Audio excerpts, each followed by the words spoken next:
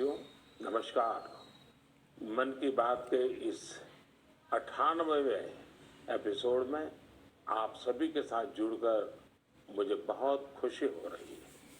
Century की तरफ बढ़ते इस सफर में मन की बात को आप सभी ने जन भागीदारी की अभिव्यक्ति का अद्भुत प्लेटफॉर्म बना दिया। हर महीने लाखों संदेशों में कितने ही लोगों के मन की बात मुझ तक पहुंचती है। आप अपने मन की शक्ति तो जानते ही हैं, वैसे ही समाज की शक्ति से कैसे देश की शक्ति बढ़ती है, ये हमने मन की बात के अलग अलग एपिसोड में देखा है, समझा है और मैंने अनुभव किया है, स्वीकार भी किया है। मुझे वो दिन याद है जब हमने मन की बात में भारत के पारंपरिक खेलों को प्रोत्साहन की बात की। तुरंत उस समय देश में एक लहर सी उठ गई भारतीय खेलों के जुड़ने की, इनमें रमने की, इन्हें सीखने की। मन की बात में जब भारतीय खिलौनों की बात हुई तो देश के लोगों ने इसे भी हाथों हाथ बढ़ावा दे दिया। अब तो भारतीय खिलौनों का इतना क्रेज हो गया है कि विदेशों में भी इनकी डिमांड बहुत बढ़ रही है। जब मन की बात में हमने स्टोरी टेलिंग की भारतीय विधाओं पर बात की तो इनकी प्रसिद्धि भी दूर दूर तक पहुंच गई। लोग ज्यादा से ज्यादा भारतीय स्टोरी टेलिंग की विधाओं की तरफ आकर्षित होने लगे।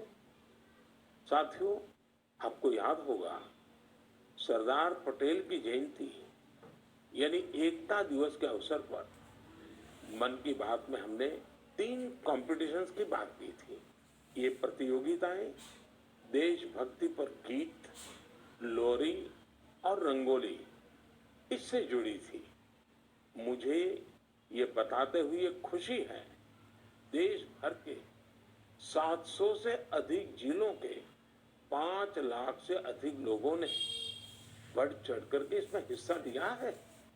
बच्चे, बड़े, बुजुर्ग सभी ने इसमें बढ़ चढ़कर भागीदारी की और 20 से अधिक भाषाओं में अपनी एंट्रीज भेजी है। इन कॉम्पिटिशन्स में भाग लेने वाले सभी प्रतिभागियों को मेरी ओर से बहुत बहुत बधाई है। आप में से हर कोई अपने आप में एक चैंपियन है, कला साधक है।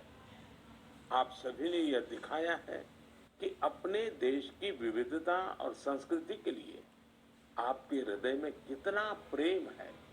साथियों, आज इस मौके पर मुझे लता मंगेशकर जी, लता दीदी की याद आना बहुत स्वाभाविक है, क्योंकि जब ये प्रतियोगिता प्रारंभ हुई थी उस दिन लता दीदी ने ट्वीट करके देशवासियों से आग्रह किया था कि वे इस स्पर्धा में जरूर जुड़े।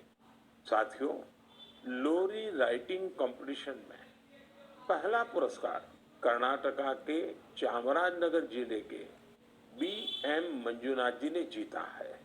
इन्हें ये पुरस्कार कन्नड़ में लिखी उनकी लोरी मलगू कंदा के लिए मिला है। इसे लिखने की प्रेरणा इन्हें अपनी माँ और दादी के गाए लोरी गीतों से मिली। आप इसे सुनेंगे तो आपको भी आनंद आएगा।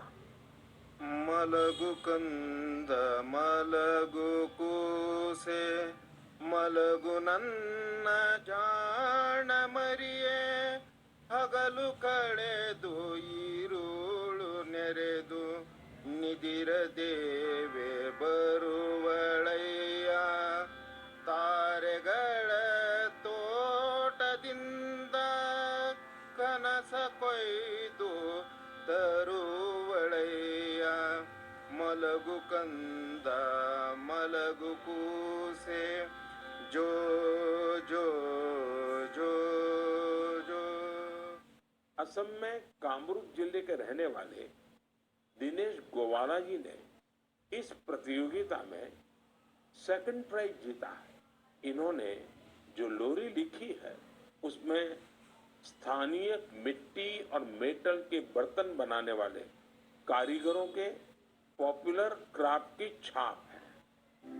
कोहार कोकाए मुनाती अनीस मुनाती हसेनो की खुली साई देखिलु कोहारोर मुनाती मुनाते हसे बाती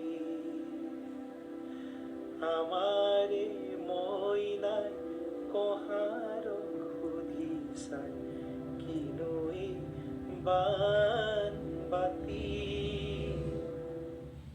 गीतों और लोरी की तरह ही रंगोली कंपटीशन भी काफी लोकप्रिय रहा।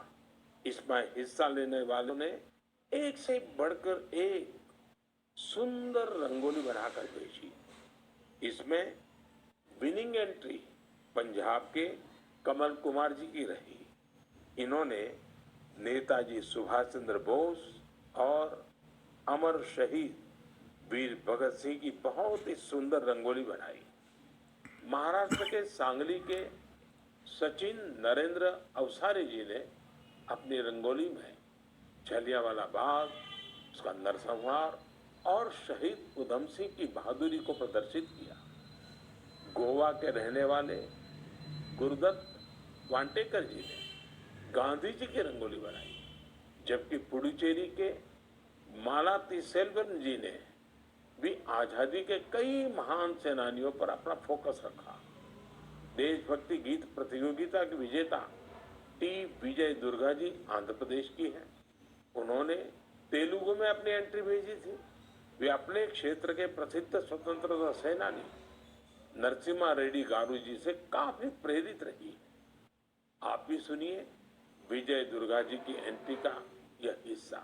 రేనాటి సూర్యుడా వీర నరసింహుడా భారత స్వాతంత్ర సమరపు అంకురానివి నీవురా అంకుశానివి నీవురా అంకుశానివి నీవురా తెల్లదొరల నీతి లేని నిరంకుశపు దమన కాండకు సలసలమని మరిగిన నీ నెత్తుటి ఎర్రని కాకలు రేనాటి సూర్యుడా వీర నరసింహుడా।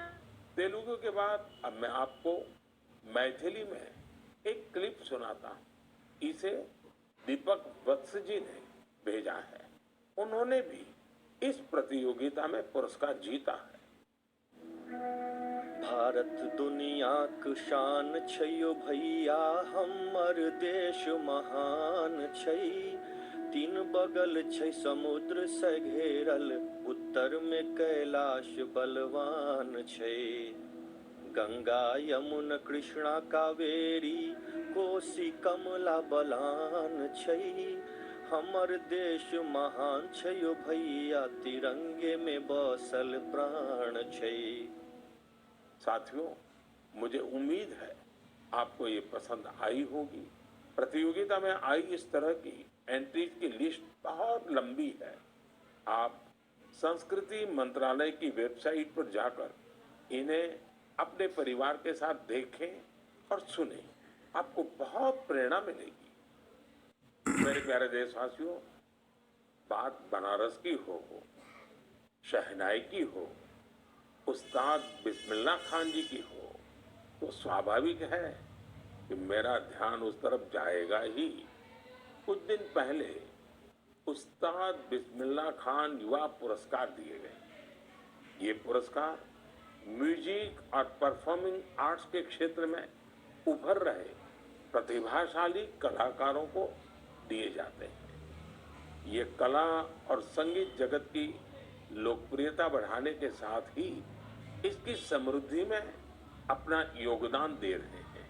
इनमें वे कलाकार भी शामिल हैं जिन्होंने उन इंस्ट्रूमेंट्स में नई जान फूंकी है जिनकी पॉपुलैरिटी समय के साथ कम होती जा रही थी। अब आप सभी इस ट्यून को ध्यान से सुनिए।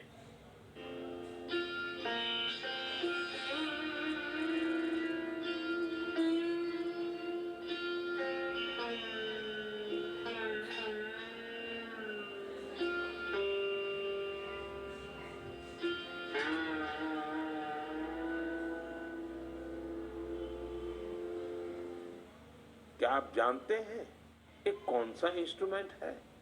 संभव है आपको पता न भी हो। इस वाद्य यंत्र का नाम सूर सिंगार है और इस धुन को तैयार किया है जॉयदीप मुखर्जी ने। जॉयदीप जी उस्ताद बिस्मिल्लाह खान पुरस्कार से सम्मानित युवाओं में शामिल है। इस इंस्ट्रूमेंट की धुनों को सुनना पिछले 50 और 60 के दशक से ही दुर्लभ हो चुका था, लेकिन जॉयदीप सूर सिंगार को फिर से पॉपुलर बनाने में जी जान से जुटे हैं। उसी प्रकार बहन उप्पलपू नागमणि जी का प्रयास भी बहुत ही प्रेरक है, जिन्हें मैंडोलिन में कार्नाटिक इंस्ट्रूमेंटल के लिए यह पुरस्कार दिया गया है। वहीं संग्राम सिंह सुहास भंडारी जी को वारकरी कीर्तन के लिए यह पुरस्कार मिला है। इस लिस्ट में सिर्फ संगीत से जुड़े कलाकार ही नहीं है। वी दुर्गा देवी जी ने नृत्य की एक प्राचीन शैली करकट्टम के लिए यह पुरस्कार जीता है। इस पुरस्कार के एक और विजेता राजकुमार नायक जी ने तेलंगाना के 31 जिलों में 101 दिन तक चलने वाली पेरिनी ओडिसी का आयोजन किया था। आज लोग इन्हें पेरिनी राजकुमार के नाम से जानने लगे हैं।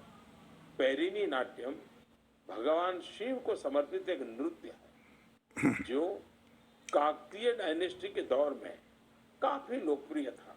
इस डायनेस्टी की जड़ें आज के तेलंगाना से जुड़ी है। एक अन्य पुरस्कार विजेता साइखोम सुरचंद्रा सिंह जी है। ये मैतेई पुंग इंस्ट्रूमेंट बनाने में अपनी महारत के लिए जाने जाते हैं।